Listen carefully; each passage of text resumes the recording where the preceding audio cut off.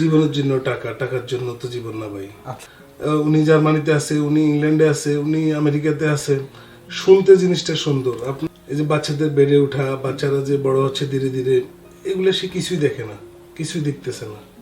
হ্যাঁ, সে শুধু মানে কয়টা পয়সার জন্য তার জীবনের যে মূল বিষয়গুলা সে সব কিছুই বাদ দিয়ে দিতেছে। আপনার বাচ্চাটা অসুস্থ হয়েছে, আপনার ওয়াইফ তাকে নিয়ে হাসপাতালে দৌড়াচ্ছে, আপনার ওয়াইফ কাউকে খবর দিতে হচ্ছে যে আমার ছেলেটা অসুস্থ।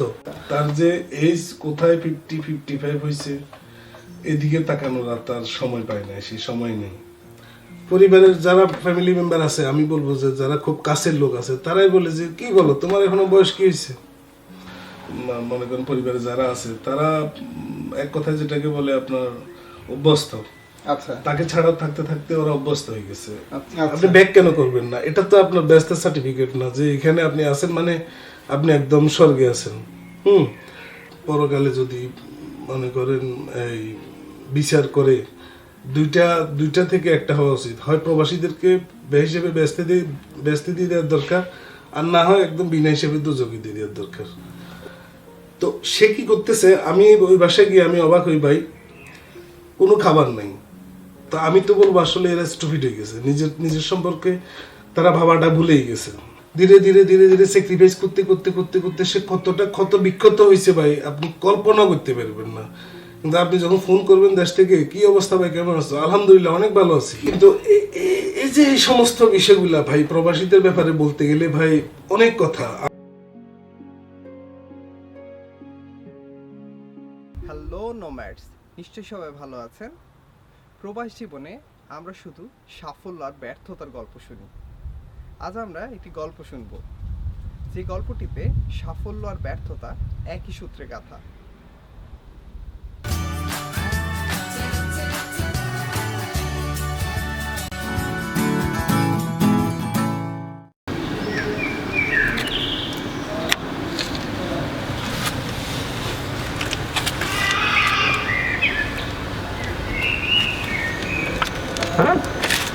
আসসালামু আলাইকুম ভাই।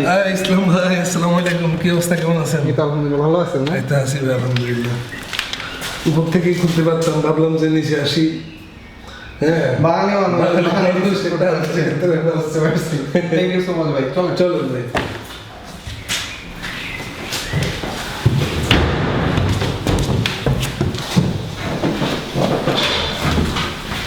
আসেন ইসলাম ভাই। হ্যাঁ, বিশাল বড় বাড়ি। আর ভাই আসেন, আপনার পরিচয় করে দিয়ে আমাদের সাথে আরেক বড় ভাই আছে। হ্যাঁ, আসসালামু আলাইকুম ভাই। ওয়ালাইকুম আসসালাম ভাই। আমার খুব ভাই আমি বাবু। ভালো আছেন না? আলহামদুলিল্লাহ, আপনি কেমন আছেন? এই তো আলহামদুলিল্লাহ ভালো। ভাই বাড়ি কোথায়? আমার পুরান ঢাকা চকবাজার। পুরান ঢাকা চকবাজার। তো জার্মানিতে অনেকদিন ধরে নাকি? না না, আমি প্রথম ছিলাম 12 বছর আপনার ইটালিতে। আচ্ছা। গত 15 দিন হয় এটা জার্মানিতে আসলাম এই কারণ ভাইয়ের মাধ্যমে। আচ্ছা আচ্ছা। কামাল ভাইয়ের সাথে পরিচিত অনেকদিন ধরে? হ্যাঁ, আমি ওনাকে অনেকদিন আগে থেকে চিনি। আচ্ছা। আপনার ইতালিতে ছিল, আমি যখন আগে ইতালিতে ছিলাম ভাইয়ের সাথে আমার পরিচয় তাই সঙ্গে চলতাম দেখছি। আচ্ছা তারপর আপনার উনি এমনি যথেষ্ট ভালো মানুষ। আচ্ছা। তারপর আরেকটা বড় দিক হচ্ছে উনি খুব ভালো রান্না করতে পারে। আচ্ছা আচ্ছা। তারপর হ্যাঁ, পুরান ঢাকার মানুষ তো বুঝেনি। তারপর আপনার আজকে আপনাকে দেখাচ্ছি আপনার এটা ওই তিহারি তেহারি। হ্যাঁ, তেহারি। আচ্ছা। গরুর তিহারি, গরুর মাংস দিয়ে তিহারি। সুন্দর। হালিমও পাক করি মাঝে মধ্যে। আচ্ছা। আপনার মুরগির বিরিয়ানি, যাই আমরা ফ্রেন্ড সার্কেল খাই। আজকে আপনারাও খাবেন। হ্যাঁ।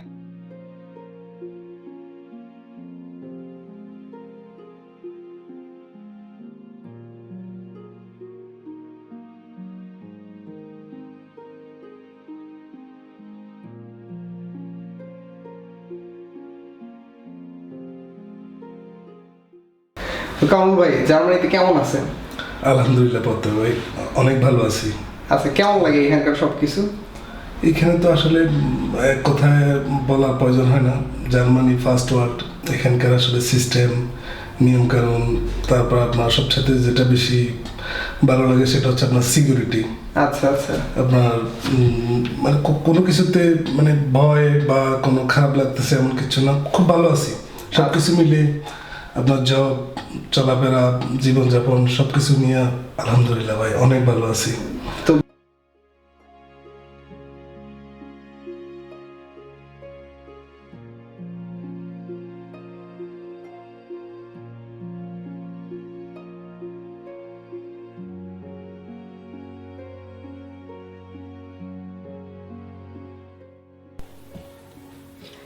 কামরুল ভাই দীর্ঘ 17 বছর ধরে প্রবাস জীবন যাপন করছেন। কামরুল ভাইয়ের মুখ থেকে আমরা শুনি তার প্রবাস জীবনের গল্প। কামরুল ভাই, আমাদের সাথে যদি আপনার প্রবাস লাইফ সম্পর্কে একটু শেয়ার করতেন। আপনি কবে এলেন, কেমন লাইফ লিড করলেন, কোন কোন দেশে ছিলেন, এসব আর কি আমরা একটু জানতে চাচ্ছিলাম। আসলে প্রত্যয় ভাই, আপনাকে 17 বছরের সব বিদেশ জীবন সম্পর্কে যদি আপনাকে খুব সংক্ষিপ্ত করে বলি তাহলে দু একদিনে শেষ করা যাবে না। অনেক অনেক কথা, অনেক স্মৃতি, অনেক অভিজ্ঞতা। এর ভিতর থেকে আপনাকে যেটা বলতে, 2003-এ আমি বাংলাদেশ থেকে বের হই আচ্ছা, ইউরোপের উদ্দেশ্যে। ইতালিতে আসি। 10 বছর সময় গেছে আমার ইতালিতে। আপনার ব্যবসায়িক সুবাদে একটা সময় দেখা গেছে যে সুইডেনে যাওয়া হয়েছে। সুইডেনে ছিলাম 1 বছর। এরপর ইংল্যান্ডে ছিলাম 1 বছর। তারপর আপনার লাস্ট 2015-তে জার্মানিতে আসা, এখানে 5 বছর পূর্ণ হতে চলছে। প্রথম ইতালিতে আসলেন? জি। আচ্ছা, তো ইতালিতে কি করলেন? ইতালিতে আসার পরে 2 বছর 3 বছরের মতো আমি জবে ছিলাম। আচ্ছা, এরপর আমার আসলে প্রথম থেকেই জবের প্রতি একটা বিরক্তি ছিল। আমার জবটা খুব একটা পছন্দ ছিল না। ব্যবসা করার জন্য যে যে পথগুলাতে যাওয়ার দরকার ছিল ওইসব পথেই গেছি। তো আমি ব্যবসায়ী করছি, যত বছর ছিলাম 2-3 বছর জবে ছিলাম। এরপর বাকি সময়টা ব্যবসার সাথে জড়িত ছিলাম। তো ব্যবসা কত বছর করলেন? এই আপনার 7 বছরের মতো। 7 বছর? জি। লম্বা সময় ইতালিতে ব্যবসা করলেন। তো কেমন, কি কি অবস্থা ছিল ব্যবসার? ভালো ছিল আলহামদুলিল্লাহ, আমি খুব ভালো ছিলাম। আমার ব্যবসা ছিল টুরিস্ট পয়েন্টে। আচ্ছা। আপনি নিচে ভেনিসের নাম শুনছেন? হ্যাঁ। ওইখানে আমার ব্যবসা ছিল। আচ্ছা, তো আপনার প্রফিট কেমন থাকতো তখন? আপনার আলহামদুলিল্লাহ আমরা যখন ছিলাম তখন আসলে ইটালির অবস্থা অনেক ভালো ছিল। আপনার ব্যবসার হিসেব করতে বলতে গেলে লাভজনক ছিল। আমরা লাভ করে ব্যবসা করছি। এখন হয়তো কম্পিটিশন হয়ে গেছে, অনেক বাংলাদেশি আসছে বা বিদেশিরা অনেকেই প্রবেশ করছে। আগে অত অ্যাভেলেবেল মানুষ ছিল না, কারণ একটা সময় এখানে মানে ইউরোপের ঢোকাটা একটু কমপ্লিকেটেড ছিল। এখন একটা পর্যায়ে যায় আপনার এগ্রিকালচার বা আরো বিভিন্ন ধরনের ভিসা, বা অনেকে বাইরে অনেকে রিস্ক নিয়ে, জীবনের ঝুঁকি নিয়ে প্রবেশ করছে। আর আপনার ইউরোপের অন্যান্য দেশগুলোতে আপনার একটা লোক উইদাউট রেসিডেন্স থাকা সম্ভব না, উইদাউট ডকুমেন্ট থাকা সম্ভব না। আচ্ছা, একটা ব্যাপার, ইতালিতে সেটা সম্ভব ছিল বিদায় একটা সময় দেখা গেছে অনেক মানুষ প্রবেশ করছে। আচ্ছা, তারপর ধীরে ধীরে ব্যবসার যে প্রফিটটা এটা একটু কমে আসছে। আচ্ছা, তো ইতালিতে যে আসলেন কি ভিসায় আসছিলেন আপনি? আমি স্পন্সর নিয়ে আসছিলাম, জব ভিসায় আসছি। জব ভিসা, ডিরেক্ট জব ভিসায়? ডিরেক্ট জব ভিসায় আসছি। তো তারপর কি আপনার ইতালির ডকুমেন্টস বা ইতালির কি পাসপোর্ট না কি কি আছে আপনার কাগজপত্র? আমার ইতালি আপনার আনলিমিটেড রেসিডেন্স পারমিট যেটাকে বলে, আচ্ছা, ওটা আছে। এবং ইউরোপীয় ইউনিয়নের যে কোনো দেশে, যে কোনো জায়গায়, মনে করেন 24টা কান্ট্রিতে আচ্ছা, আমি জব করার পারমিশন আছে আমার। আচ্ছা। স্টে করার পারমিশন আছে, জব করার পারমিশন আছে, বিজনেস করার পারমিশন আছে। আচ্ছা, তো এরপর আপনি শিফট করলেন সুইডেন। সুইডেন। সুইডেনে কেন যাওয়ার ইচ্ছা হলো? ওই যে কথাটা আপনাকে লাস্টে বলছিলাম যে অনেক অনেক বিদেশি মানুষ প্রবেশের কারণে আপনার ব্যবসায় আগের মতো লাভজনক হচ্ছিল না, আচ্ছা। কম্পিটিশন হয়ে গেছে। আচ্ছা, তো একটা পর্যায়ে আমাকে সুইডেন যাইতে হয়েছে। তো ওইখানে ছিলাম 1 বছর মতো। আমি বিজনেসের জন্য ওইখানেও ট্রাই করছি, কিন্তু আমি করতে পারি নাই ওইখানে, মানে আমার বিজনেসটা ওইখানে এস্টাবলিশ করতে পারি নাই। আচ্ছা, আচ্ছা। তো এরপর আমার মনে করেন 1 বছর 2 বছরের মতো একটা গ্যাপ যায়। আমি বাংলাদেশে স্টে করি 2 বছর। এরপর আবার ইংল্যান্ডে যাই, ওইখানে 1 বছর থাকি।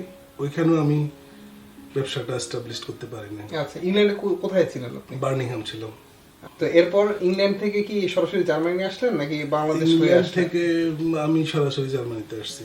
আচ্ছা, তো জার্মানি কোথায় আসলেন প্রথম? আমি প্রথমে আসছি ফ্রাইবুর্গ, এটা আপনার সুইজারল্যান্ডের পাশে একটা ছোট সিটি, আচ্ছা, জার্মানির ভিতরে। জার্মানির ভিতরে। আচ্ছা, তো কেমন ছিল শহরটা, কেমন ছিল? ভালোই, খুব ছোট সিটি, আচ্ছা। কিন্তু আপনার জবের জন্য ঠিক ছিল আর কি, বিজনেসের জন্য ঠিক ছিল না। আচ্ছা। তো আমি সামান্য কিছু সময় ওখানে স্টে করি, এরপর আমি বুঝতে পারি যে এখানে আসলে বিজনেস এস্টাবলিশ করা যাবে না। আচ্ছা। তারপর আমি একটা পর্যায়ে আপনার বড় সিটিগুলোর দিকে চলে আসি, এই যে বুফারটেল, কোলন, ডুসেলডর্ফ, আচ্ছা। যে মনে করেন এদিকে আসি, ব্যবসার জন্য ট্রাই করি আর কি। আচ্ছা। তো একটা পর্যায়ে এখানে আসি, আমি এস্টাবলিশড হই, আচ্ছা। আমার ব্যবসাটা আমি এখানে শুরু করতে পারি। আচ্ছা, ওভারঅল এই যে এতগুলা দেশ আপনি থাকলেন, এতগুলা দেশে থাকলেন, অনেক মানুষের সাথে নিশ্চয়ই আপনার পরিচয় আছে, অনেক বাঙালিদের সাথে ছিলেন, মিশলেন। তো ওভারঅল কেমন, বাঙালিরা কেমন, বিদেশে কেমন আছে, কেমন কাজকর্ম করতেছে? জি, প্রথমে আপনি আপনি এটা ভালো পয়েন্ট বলছেন। আপনাকে যদি ওই দিকটাতে বলতে হয় তাহলে যেটা বলবো আমি প্রথমে, আপনার জার্মানিতে আসার জন্য দেখা গেছে যে আপনার বাংলাদেশ থেকে বলেন বা ইউরোপের অন্য কোনো দেশ থেকে বলেন, জবের পারপাসে বলেন বা সে তার লাইফ স্ট্রাগল করার জন্য বা লাইফটাকে এস্টাবলিশ করার জন্য যখন সে আসায় বা এখানে আসার জন্য ট্রাই করে, সে কিন্তু আপনার কঠিন স্ট্রাগল করে এখানে আসে। ওরা এখানে আসার জন্য যে লেভেলের স্ট্রাগল করে, এখানে আসার পর যেটা করার দরকার তারা সেটা করে না। প্রথম কথা, অনেকের সম্পর্কে বলতেছি আমি, সবাই কথা বলবো না। আচ্ছা। অনেকে আছে আসছে, সেইখানে ঢুকছে, আজকে ঢুকছে, সে তার তার সে তার চিন্তা হচ্ছে কি আমি আগামীকাল থেকে ইনকাম শুরু করব। আচ্ছা। হ্যাঁ, কিন্তু তাকে বেসিক্যালি যেটা করা উচিত ছিল বা যেটা করার দরকার সেটা হচ্ছে কি আপনার নর্মাল, আপনার আপনার একটা দেশের ভাষা সম্পর্কে, আপনার একটা বিদেশি মানুষ বাংলাদেশে গিয়ে তো হঠাৎ করে সে রাস্তাটা নিতে পারে না। তাই মনে করেন ইউরোপের ভিতরে আরো অন্যান্য ইউরোপের সব দেশের ভাষা তো এক না। জার্মানিতে আসে যে ডয়েস ভাষাটা অনেক কঠিন, কিন্তু যখন শুরু করে আসলে একটা সময় আর কঠিন মনে হয় না। মানে আপনি বলতে চাচ্ছেন যে আসার পরে আসলে সবারই প্রথম প্রথম ভাষাটা শিখলে অনেক ভালো হয়। হ্যাঁ, মানে আমি আমি যেটা বলতে চাচ্ছিলাম, আসার পর যদি তারা বাসার পেছনে অ্যাটলিস্ট 2টা মাসও দেয়, 2 মাস বা 5-6 মাস যদি সে বাসার পেছনে দেয়, সে একটা জায়গায় যায়, সে কথা বলতে পারতেছে অ্যাটলিস্ট হাই হ্যালো, বা আমি একটা জব খুঁজতেছি বা হ্যাঁ। কিন্তু তা না করে তারা কি করতেছে আপনার এই মানে বোবার মতো সামনে যায় দাঁড়াই আছে। তার যে মূল্যায়নটুকু হওয়ার দরকার, তার শুধু 2-একটা কথার কারণে ওই মূল্যায়নটা সে পাচ্ছে না। তার মানে তার হয়তো প্রিভিয়াস নলেজ আছে, হয়তো হ্যাঁ। বাংলাদেশে অনেক ভালো কাজ করতো, কিন্তু এখানে আসার পরে আসলে সেই জিনিসটা এক্সপ্রেস করতে না পারার কারণে সে আসলে তার সঠিক মূল্যায়নটা পাচ্ছে না। তো তাকে এটার জন্য যখন সে ওইভাবে যায়, যখন আপনার কিছু না বলার একটা ভান করে, যখন সে কিছুই জানে না, তখন আপনার রেস্টুরেন্ট মালিক বলেন বা যে জায়গায় কাজ করতেছে যে ওনার, ডিরেক্টর, ওরা কি করে ওকে পেছনে দিয়ে দিচ্ছে। আচ্ছা। যেখানে আপনার স্কুলেন বলে যেটাকে আপনার ধোয়া, তারপরে পরিষ্কার, এই সমস্ত কাজগুলো। তো এরপরে তো সে চাইলে এটা থেকে বের হয়ে আসতে পারে। হ্যাঁ, বের হয়ে আসতে পারে। সেটা থেকে বের হইতে হইলে আমি আপনাকে প্রথমে বলছি তাকে স্কুলে যেতে হবে। এখানে যে ল্যাঙ্গুয়েজ স্কুল, এগুলাতে যেতে হবে, ল্যাঙ্গুয়েজের পেছনে সময় দিতে হবে। তার তো সে তো জবে লাগিয়ে গেছে, তখন তো তার হাতে আর ওই সময়টা নাই, এবং সে বরং আরো চাইতেছে যে আমার যে 2 দিন ফ্রি আছে ওই 2 দিনও আমাকে কাজ দিয়ে দাও। মানে সপ্তাহে 5 দিন কাজ করার পরে আরো 2 দিন আরো 2 দিন যে তার ছুটি থাকে, সে অনেক সময় দেখা যায় যে তার প্রবলেম আছে, হয়তো তার চাহিদা অনেক বেশি, সে বলতেছে আমাকে আরো 2 দিন কাজ দাও।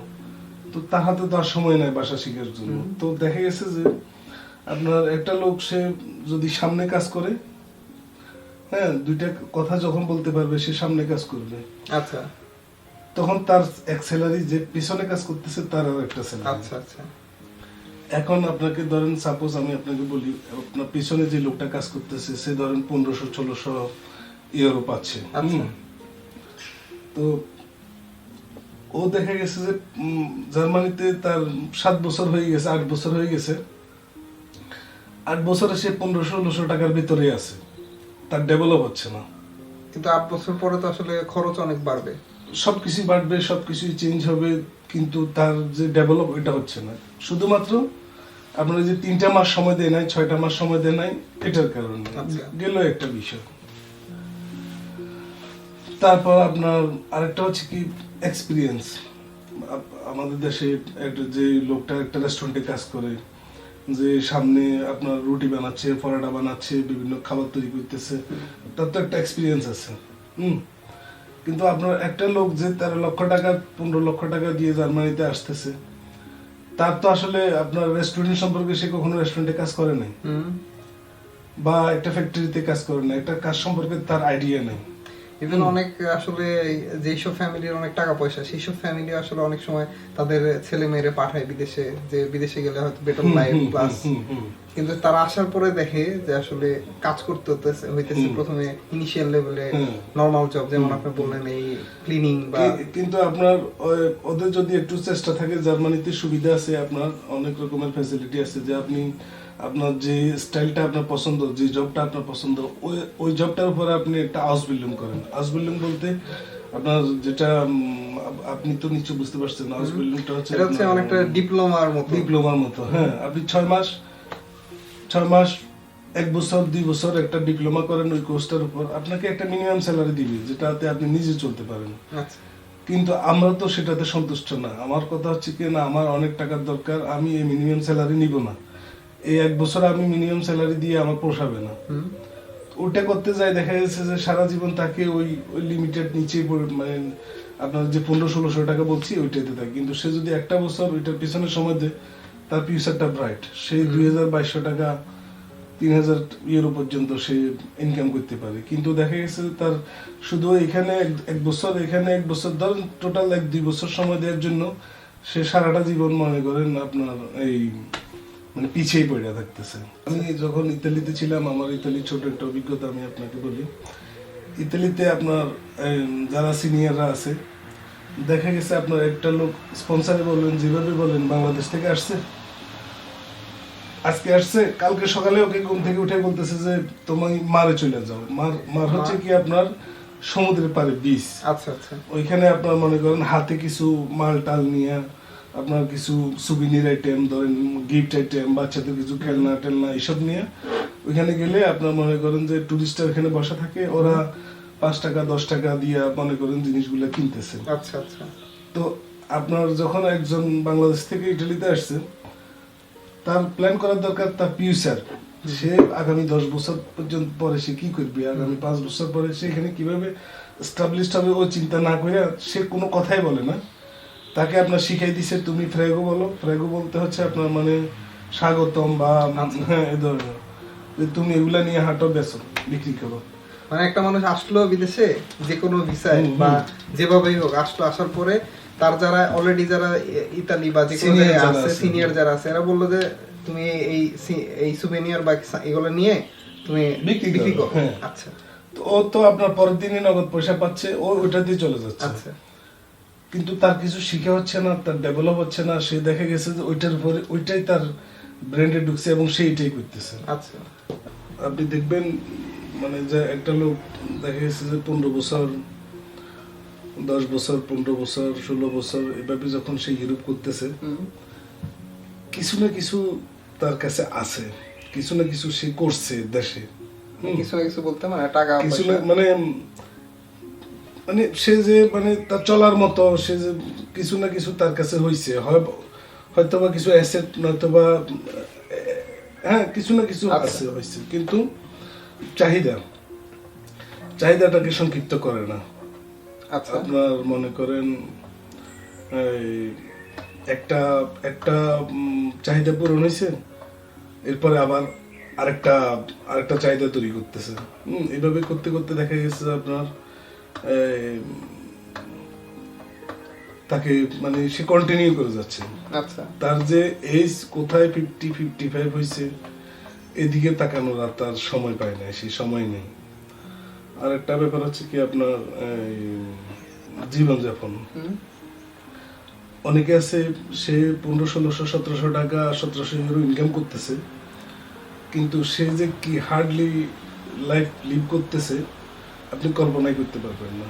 আচ্ছা কিন্তু শুধুমাত্র তার অ্যাটেনশন শুধু একটাই, মানে আমি আমার ফ্যামিলিকে ভালো রাখবো, আমার ফ্যামিলির কাছে পুরো টাকাটা পাঠিয়ে দিব। একটা সে দেখে সে মানে যে কোনোভাবে সে ফ্যামিলিকে একটা ভালো ফিগার সেন্ড করার চেষ্টা করে, যেন ফ্যামিলি ভালো থাকে। হ্যাঁ, আচ্ছা তো এই এর পাশাপাশি এভাবে করতে করতে দেখা যায় যে এই বছর যাবো না, এই বছর না ওই বছর, এভাবে করতে করতে একটা পর্যায়ে দেশে তার যে ফ্যামিলি বা তার ছেলে পেলে বা তার মনে করেন পরিবারে যারা আছে তারা এক কথায় যেটাকে বলে আপনার অভ্যস্ত। আচ্ছা তাকে ছাড়া থাকতে থাকতে ওরা অভ্যস্ত হয়ে গেছে। আচ্ছা হ্যাঁ, আর ওদেরকে ছাড়া থাকতে থাকতে এখানে সে মানে তার অ্যাটেনশন শুধু একটাই, আমি যদি যাই আমার 2-3 লক্ষ টাকা খরচ হয়ে যাবে। আমি আমি এটা সবার জন্য বলতেছি না, কিছু কিছু সংখ্যক কিছু সংখ্যক মানুষের ব্যাপারে আমি নিজে এটা লক্ষ্য করছি। একটা লোক সে বিয়ে করছে, বিয়ে করে আসছে, আপনার 3 বছর পরে সে একবার গেছে 1 মাসের জন্য, আবার 3 বছর পরে একবার গেছে। এইভাবে করতে করতে দেখা গেছে তার বিবাহিত জীবনে 25 বছর চলে গেছে। আচ্ছা কিন্তু সে তার ফ্যামিলিতে সে কমপ্লিট সবকিছু হিসেব করলে এখনো 6 মাস সময় দিয়ে নাই। হ্যাঁ, অনেক সময় দেখা গেছে যে আপনার মানে বাবাও তার মানে সন্তানটা তার বাবাকে ঠিকভাবে চিনতেছে না। কিন্তু আসলে মানে কি বলবো, ফ্যামিলিটারে ভালোভাবে রাখার জন্য আসলে কষ্ট করা, রাখার জন্য। হ্যাঁ, কিন্তু আপনার অনেকে আসছে, অনেকে দেখা গেছে আপনার হয়তো ফেসবুকে দ্বারা একটা মনে করেন একটা ফেসবুকে যাই একটা লাইভ করতেছে বা হয়তো একটা ভালো ছবি উঠাই দিচ্ছে, তার ফ্যামিলি থেকে মনে করতেছে যে ওই যে কত ভালো আছে এখানে, কত ভালো লাইফ লিভ করতেছে। আমি বলবো না সে খারাপ লাইফ লিভ করতেছে, কিন্তু খুব হার্ড লাইফ লিভ করতেছে। আপনার জবে যাচ্ছে, জব থেকে আসতেছে, জবে যাচ্ছে, জব থেকে আসতেছে, আপনার এইটা ওইটা, এই অফিসিয়াল কাজ, এটা সেটা, এইভাবে সকালবেলা ঘুম থেকে ওঠার পরে ফ্যামিলিকে একবার ফোন দিচ্ছে, বিকেলবেলা একবার ফোন দিচ্ছে, কাজ থেকে একটু কাজে যাওয়ার আগে একবার ফোন দিচ্ছে, কাজ থেকে বের হওয়ার পর আবার ফোন দিচ্ছে। তার যে ফিলিংসটা, এটা ফ্যামিলি কতটুকু ফিল করে আমি জানি না, আমার মনে হয় না অতটুকু ফিল করে না যতটা সে ফিল করে। মানে আপনি বলতে চাচ্ছেন যে এখানে যে আছে, প্রবাসে যে আছে, সে যতটা ফিল করে তো তার ফ্যামিলি ফ্যামিলি তাকে ততটা, অতটা ফিল করে বলে আমার মনে হয় না। মানে কি ব্যাপারটা কি, মানে শুধু সে ফ্যামিলিতে সাপোর্ট দিচ্ছে, ফিনান্সিয়াল সাপোর্ট। হ্যাঁ, বেশ সাপোর্ট নরমাল, আমি তাই মনে করি। আচ্ছা আচ্ছা, তা না হলে আপনার একটা লোক যখন 55 বা 50, তখন তার ফ্যামিলি অবশ্যই তাকে ইয়ে করার দরকার যে তোমার আর প্রয়োজন নাই, কাজ করার দরকার নেই, চলে আসেন। বা আপনার একটা মানুষ আপনার যদি সে জীবনের পুরাটা অংশই শুধু সে তার ইনকামের পিছনে কাটাই দেয়, আপনি তো পুরো দিনে সারাদিনে তো আপনি কাজ একটা করেন না, আপনি পুরো দিনটাকে ভাগ করে এক একটা সময় এক একটা করেন। কিন্তু দেখা গেছে একটা প্রবাসী আপনার যখন সে প্রবাস জীবন শুরু করতেছে, একদম শেষ করতেছে যখন সে একদম বৃদ্ধ হয়ে গেছে, তখন বৃদ্ধ মানে কত বছর, 65, যতক্ষণ পর্যন্ত সে পারতেছে না, তাকে দিয়ে চলতেছে না, মানে যতদিন পারে সে কাজ করে কাজ করে যায়। আপনি দেখবেন আপনার, হ্যাঁ, বিষয়টা এমন যে যখন আপনার 24 বছর থেকে বা 20-22 বছর 23 বছর বয়সে যদি কোনো একটা ছেলে এখানে আসতে পারে, অ্যাটলিস্ট সে মনে করেন 35 পর্যন্ত সে একটা টার্গেট নিতে পারে যে আমি এই সময়ের ভিতরে আমাকে গুছিয়ে নিতে হবে বা হ্যাঁ। কিন্তু এক্ষেত্রে দেখা গেছে যে আপনার এরকম কোনো হিসাব নেই যে যে বয়সে আসতেছে ওই বয়স। অনেকে কি আছে আপনার, অনেকে না সবাই, বেশিরভাগই যারা মানে ফ্যামিলি সাপোর্ট দিচ্ছে, ওরা দেখা গেছে আপনার আপনি আপনি একটা জিনিস চিন্তা করে দেখেন, আপনার বিয়ে করে আসছে, এক্সাম্পল বিয়ে করে আসছে, সে হয়তো বা বিয়ে করার পরে বাড়িতে 1 মাস ছিল, এখানে আসার পরে শুনছে তার বেবি হয়েছে, ভিডিও কলে দেখতেছে দেখতেছে বেবি বড় হইতেছে, স্কুলে যাইতেছে, এরপরে সে হয়তো 1 মাসের জন্য বাড়িতে গেছে। হ্যাঁ, এর ভিতরে সে আবার আসছে, এরপরে শুনতেছে মেয়ের জন্য বিয়ের জন্য আসতেছে, যাই সে মেয়েকে বিয়ে দিতেছে। এই যে বাচ্চাদের বেড়ে ওঠা, বাচ্চারা যে বড় হচ্ছে ধীরে ধীরে, এগুলো সে কিছুই দেখে না, কিছুই দেখতেছে না। হ্যাঁ, সে শুধু মানে কয়টা পয়সার জন্য তার জীবনের যে মূল বিষয়গুলা সে সব কিছু বাদ দিয়ে দিতেছে। কিন্তু টাকাটা তো আসলে ইম্পর্টেন্ট অনেক। অবশ্যই ভাই, ডেফিনেটলি টাকাটা অবশ্যই ইম্পর্টেন্ট, কিন্তু এই আপনার এটাকে বেশি ইম্পর্টেন্স দিয়ে দিচ্ছে। জীবনের জন্য টাকা, টাকার জন্য তো জীবন না ভাই। আচ্ছা আচ্ছা, সুন্দর কথা। আপনার এই দেখা গেছে যে আপনার একটা ম্যারিড মানুষ, সে বিয়ের পর থেকে সে যখন বৃদ্ধ হচ্ছে তখন সে তার ফ্যামিলির কাছে যাচ্ছে। আপনার ঈদ, একটা ধর্মীয় অনুষ্ঠান থেকে শুরু করে ঈদ বা এই সামাজিকতা, বোনের বিয়ে, ভাইয়ের বিয়ে, বাবা মারা গেছে, বোন মারা গেছে, এগুলো কোনো কিছুই সে নিজে অ্যাটেন্ড করতে পারতেছে না। সব কিছুই সে শুনতেছে, একা একা লাইফ লিভ করতেছে। আপনার আমি সব কিছু ছাইড়া, আমার সব কিছু বাদ দিয়া আমি একা থেকে আমার আমার পজিটিভটা কি হচ্ছে আমাকে কম্পেয়ার করতে হবে। আমি কত টাকা কামাচ্ছি, আমি যদি মাসে 5 লক্ষ টাকা 6 লক্ষ টাকা কামাই তাহলে আমি জিনিসটাকে কিছুটা সাপোর্ট করে যাব। কিন্তু আমি বেসিক, আপনি ধরেন আপনার সব কিছু খরচ দিয়া, এখানে খরচ, ফ্যামিলি খরচ, বাবা মা খরচ, সব কিছু দেওয়ার পরে আপনার অবশিষ্ট কত থাকতেছে? সাপোজ আমি ধরে নিলাম বেসিক যেটা হয়তো 50,000 60,000 টাকা থাকতেছে। তা আপনি 50,000 টাকার জন্য আপনি কি কি বিসর্জন দিচ্ছেন, আপনাকে এগুলো দেখতে হবে। কিন্তু আমরা যারা আছি দেখা গেছে যে আপনার এগুলোর দিকে কোনো কেয়ার নেই। আর ছাড়ার কথা বিদেশ, আপনি যেটা বলছিলেন যে বয়স, অনেক বয়স মানুষ দেখছেন 50-55 বা এরা এরা আমি যদি একটু হার্ড করে বলতে যাই সেটা হবে কি ভাই, ওরা বাইরে মানে প্রবাসে থাকতে থাকতে স্ট্রোভিড হয়ে গেছে। তাদের যে মানে আপনার মানে মনুষ্যত্ববোধ তারা হারাই ফেলছে। তাদের কি করা উচিত, কি করার দরকার, তারা আমি বলবো তারা 45% মেন্টালি ড্যামেজ না। ওদের আসলে বেসিক চিন্তাটা নাই। কিভাবে নিবে আমি জানি না, আমার কথাগুলো আপনি কিভাবে নিচ্ছেন আমি জানি না। না না, যেটা সত্যি তবে আমার কাছে বিষয়টা খুব হার্ড লাগে। আমি তো বলবো যদি আপনার পরকালে যদি মনে করেন এই বিচার করে দুইটা থেকে একটা হওয়া উচিত। হয় প্রবাসীদেরকে হিসেবে ব্যস্ত দিয়ে দেওয়ার দরকার, আর না হয় একদম বিনা হিসেবে দোজখে দিয়ে দেওয়ার দরকার। ওদের জন্য হিসাব করতে গেলে ওরা দুনিয়াতেই আপনার মনে করেন এই প্রবাসী বলতে কি মানে যারা ফ্যামিলি ছাড়া আছে, একাকিত্ব জীবন কাটাচ্ছে, ওরা দুনিয়াতেই দোজখের যন্ত্রণাটা ভোগ করতেছে প্রত্যেকটা স্টেপে। আপনি দেখেন, কাজ করে আসছে, সারাদিন কাজ করে আসছে, বাসায় ফোন দিছে, স্ট্রেস নিচ্ছে ফ্যামিলি থেকে। কাজে গেছে, কাজের জায়গায় স্ট্রেস নিচ্ছে। হ্যাঁ, বাসায় খাবার রেডি করতে হচ্ছে তাকে, তার কাপড় চোপড় সে তাকে নিজে ইয়ে করতে হচ্ছে। তো আপনি যদি বিষয়গুলো একটু সুস্থভাবে চিন্তা করেন, দেখতে সুন্দর মনে হচ্ছে যে উনি জার্মানিতে আছে, উনি ইংল্যান্ডে আছে, উনি আমেরিকাতে আছে, শুনতে জিনিসটা সুন্দর। আপনি আপনার ওই যে আপনার বই বস্তুকে আপনার অনেকগুলা, আমরা মনে করেন কবিদের ভাষা অনেক সময় অনেক লেখা দেখছি আগে, একটা সময় আমরা এগুলো আসলে মানে এগুলার সারমর্ম কি এটা আমরা বুঝতে পারতাম না। এখন আসলে ফিল করি যে নদীর এপার থেকে সারিয়ে নিঃশ্বাস ওপারে না জানি কত সুখ।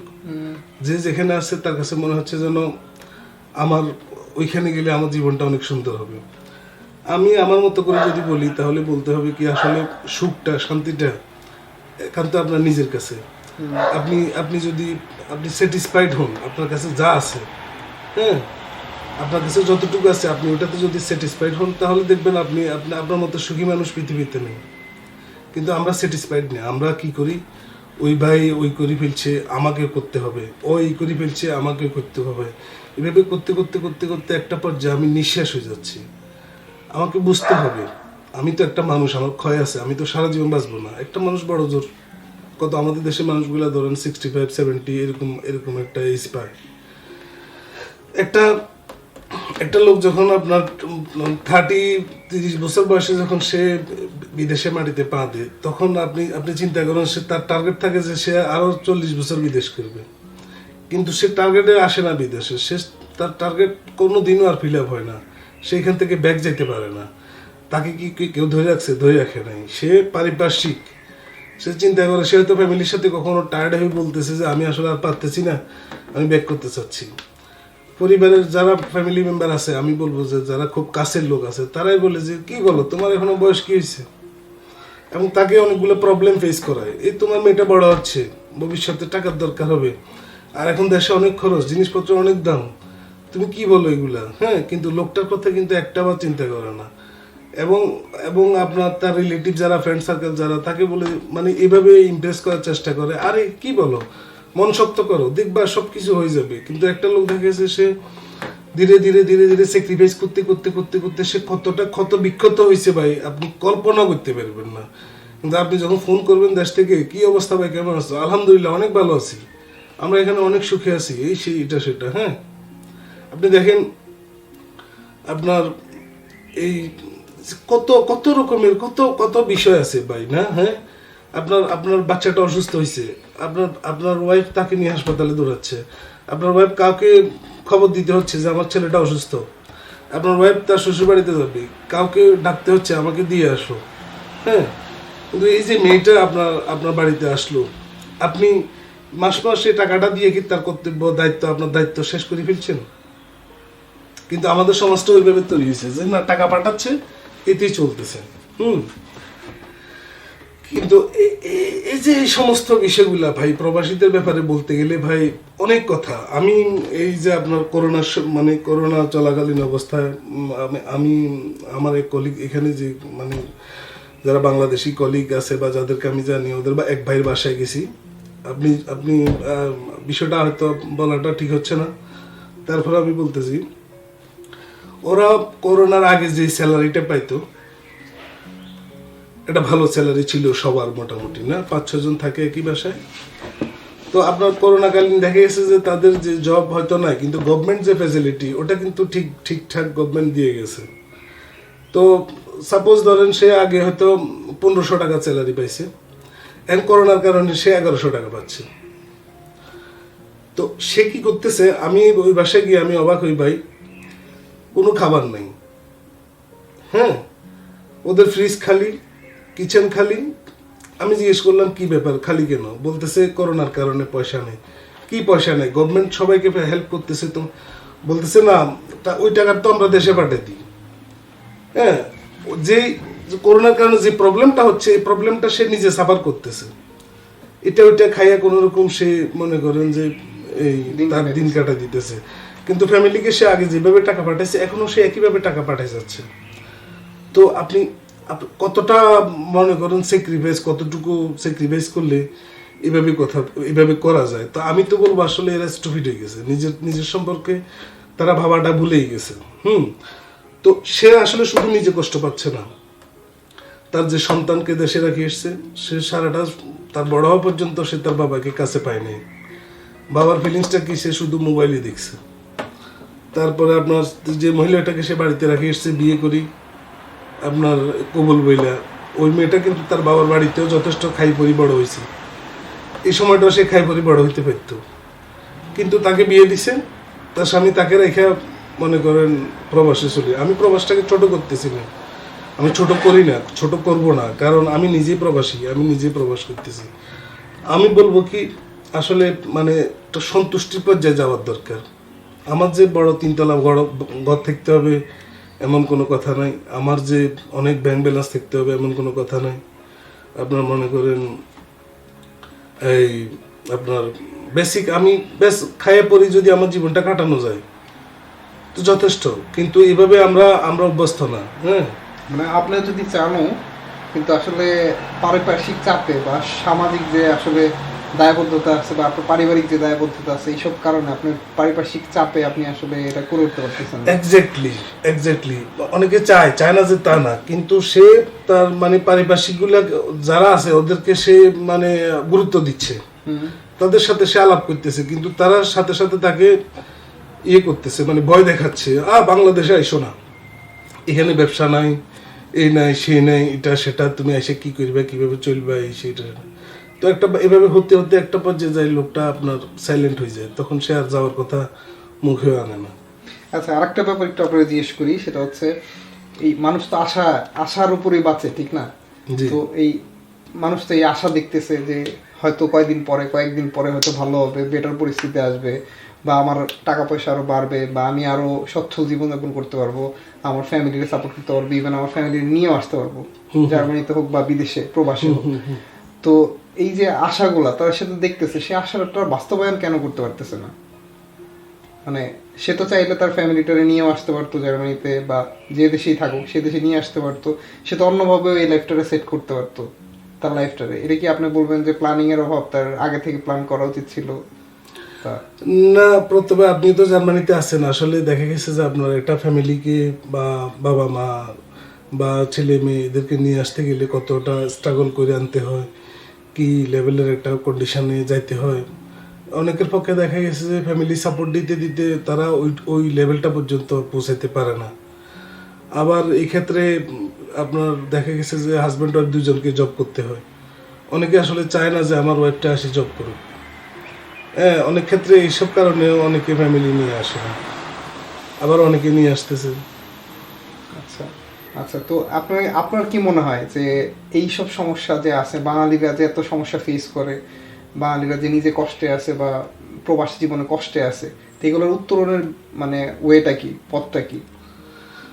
আমাকে যদি জিজ্ঞেস করেন, আমি বলবো যে আমার মতো করে আমি যেটা বলবো যে একটা নির্দিষ্ট সময় তুমি টার্গেটে নাও, বা আপনি একটা নির্দিষ্ট সময় টার্গেটে নেন। আপনার এইজ এখন 25, আপনি 35 পর্যন্ত একটা বেসিক টার্গেট রাখেন।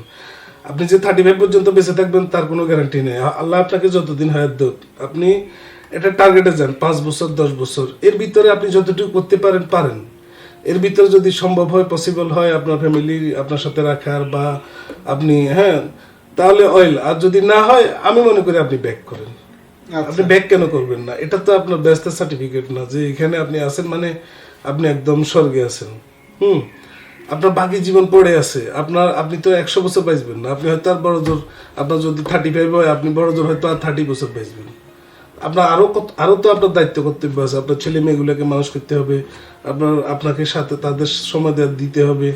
আপনার এই মনে করেন আমি আপনার আমি তো আমার খুব একটা মানে ধর্মীয় লাইনে আমার খুব ভালো অভিজ্ঞতা নাই। তারপরে আমি আপনার ওই যে মানে ইয়ে থেকে শুনছি, বা আপনার আমাদের নবী নাকি আপনার এই মানে রাস্তা দিয়ে হেঁটে যাচ্ছে, এক বুড়ি কান্না করতেছে।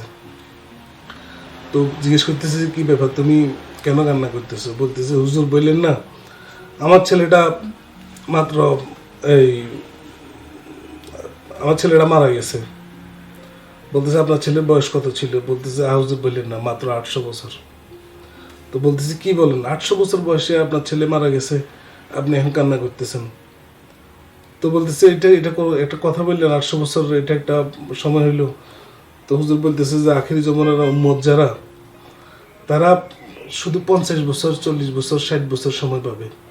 এই সময়ের ভিতরে দেখবেন তারা বড় বড় দালান, বড় বড় অট্টালিকা বানায় ফেলছে।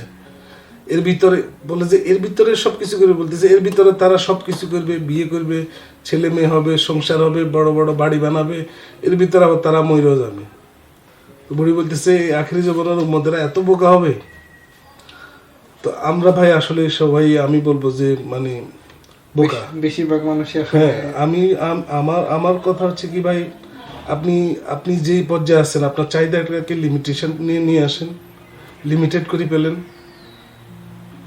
আপনার জীবনে অটোমেটিক শান্তি ফিরে আসবে। মানে শান্তিটাই আসলে ইম্পর্টেন্ট। আপনি কি মনে করেন এখানে যারা আছে মাসে 1 লাখ টাকা 2 লাখ টাকা হয়তো ইনকাম করতেছে, কিন্তু শান্তি আছে? আপনি দিন শেষে কতটা সুখী আপনি আপনার নিজেকে প্রশ্ন করেন।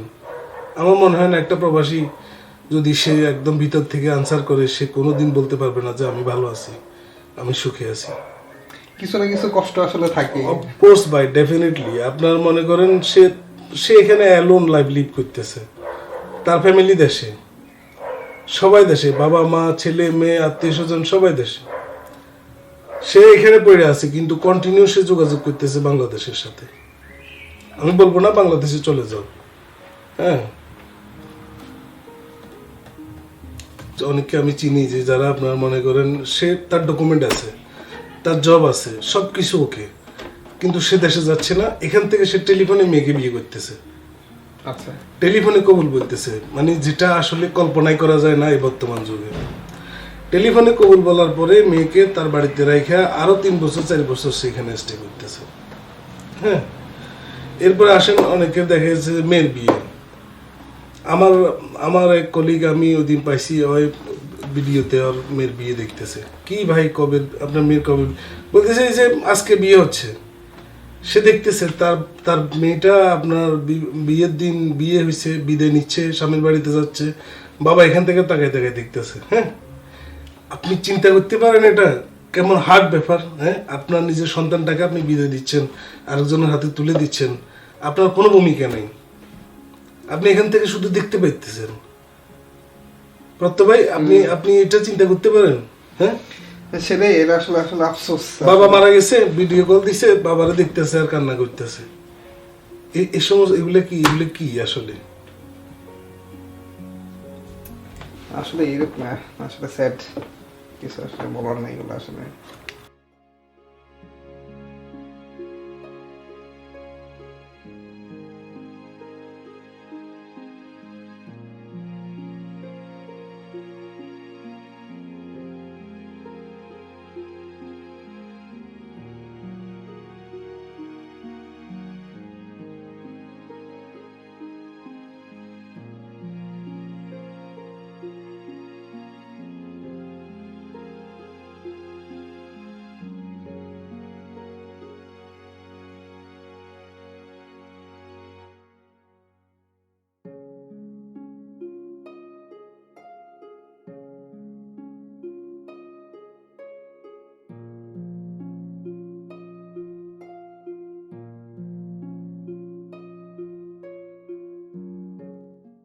আরেকটা কথা বলতেছি, সেটা হচ্ছে আপনার স্টুডেন্টদের ব্যাপারে। অনেক স্টুডেন্ট বাংলাদেশ থেকে আসে, অনেক ব্রিলিয়ান্ট ছেলে, অনেক ভালো মেধা সম্পন্ন ছেলে মেয়ে। হ্যাঁ, যারা ইচ্ছে করলে আপনার মনে করেন মানে তাদের ব্রেনটাকে যদি সঠিকভাবে কাজে লাগায়, বা আমি বলবো খুবই ব্রিলিয়ান্ট ছেলে আসে, এমন এমন ছেলে আসে, অনেক ব্রিলিয়ান্ট ছেলে মেয়ে, কিন্তু তারা এখানে চলে আসে। আসার পরে আমি বলি যে ভালো সে একটা ভালো ডিসিশন নিছে, আপনার স্টাডির জন্য জার্মানি এটা বেটার। কিন্তু আমার মনে হয় 75% স্টুডেন্ট আসার পরে পড়ালেখার পিছনে থাকে না। আচ্ছা, কেন থাকে না ভাই? এটা হচ্ছে কি আপনার ওই যে ঘুরি ফিরি কথা ওইটা আসতেছে চাহিদা, বুঝছেন? আইসা আপনার দেখতেছে যে ওই ভাই রেস্টুরেন্টে কাজ করতেছে, 1600 টাকা পাইতেছে, সে দৌড়ায় তার পড়ালেখা ছাইরা রেস্টুরেন্টে যাইতেছে। 1600 টাকা বাংলাদেশে কত টাকা? এই ধরনের 1,60,000 টাকা। এ তো অনেক বাংলাদেশিদের। হ্যাঁ, ওই দৌড়ায় রেস্টুরেন্টে যাইতেছে। আচ্ছা, আপনার পুরা দিন পিছনে কাম টাম কইরা, হ্যাঁ, এরপরে বাইরে আইসা আপনার ওই যে মনে করেন একটা টুরিস্ট প্লেসে দাঁড়াইলো, আচ্ছা, একটা আরেকজনের বললো যে তুই ভিডিও কর, টুডে শাইনিং ওয়েদার, এট ওয়েস্টল্যান্ড জো। হ্যাঁ, মানে এমন ভাবে প্রেজেন্টেশন করতেছে যে সে কি হয়ে গেছে, কিন্তু তার কি করার দরকার সে সেটা করতেছে না। সে আসছে এখানে স্টাডির জন্য। আপনি দেখবেন ওদের রুমে গেলে কারো রুমে বই পাবেন না, বই খাতা কিছু নেই। হ্যাঁ, আপনার কি করতেছে, আপনার ওই মেনটেন করতেছে, ওর সাথে এদিকে ওইদিকে ঘুরতেছে, ক্লাবে যাইতেছে, পার্টিতে যাইতেছে। তার কাছে মানে তার চোখে রঙিন দুনিয়াটা যে কত সুন্দর, কই আইয়া গেলাম না। কিন্তু যখন আপনার দেখা গেছে যে 2-3 বছর আস্তে আস্তে যাইতেছে, তার তো সে তো এখানে একটা কন্ডিশনে লিভ করতেছে, সেখানে পাস করে আসতে হবে, তার রেজাল্ট ভালো করতে হবে, তাহলে সে কন্টিনিউ করতে পারবে, সামনের দিকে যাবে। কিন্তু আসলে একটা পর্যায়ে যায় কি হচ্ছে, ভিসা দিচ্ছে না, ভিসা পাচ্ছে না, রেজাল্ট ভালো নাই। এবার কি করতেছে সে, আপনার ওই হয়তো ইতালিতে চলে যাচ্ছে, পর্তুগাল চলে যাচ্ছে, ওইখানে যায় আসে আপনার মনে করেন নর্মাল লাইফ লিভ করতেছে, রেস্টুরেন্টে কাজ করতেছে, ব্যাস ডকুমেন্ট করতেছে, তার লাইফটা আরেকটা স্টাইলে চলে যেতেছে।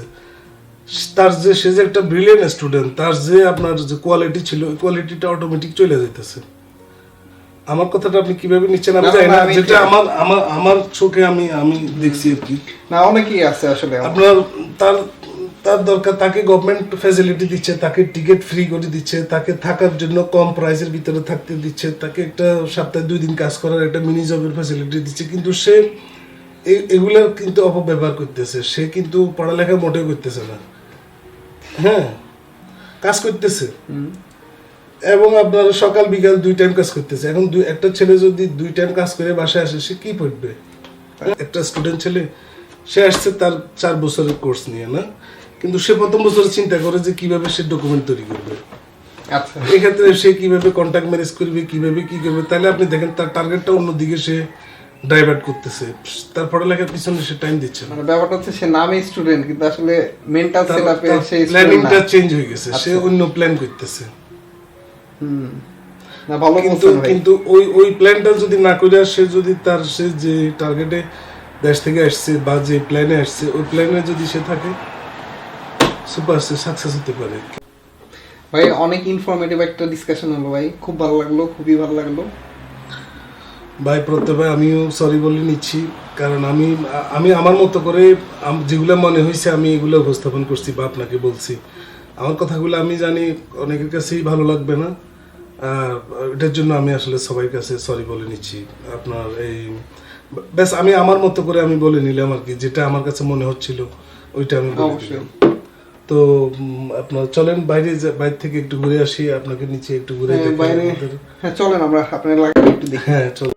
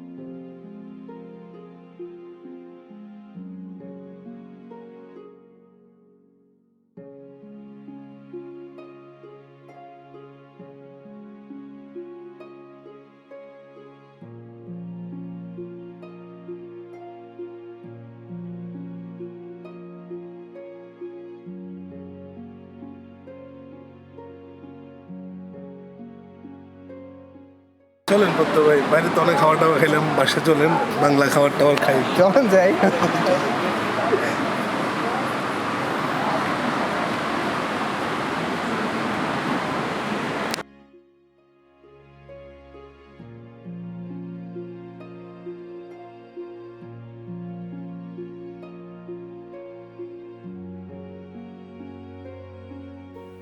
আজকে সারাদিন ভাইয়ের সাথে ছিলাম।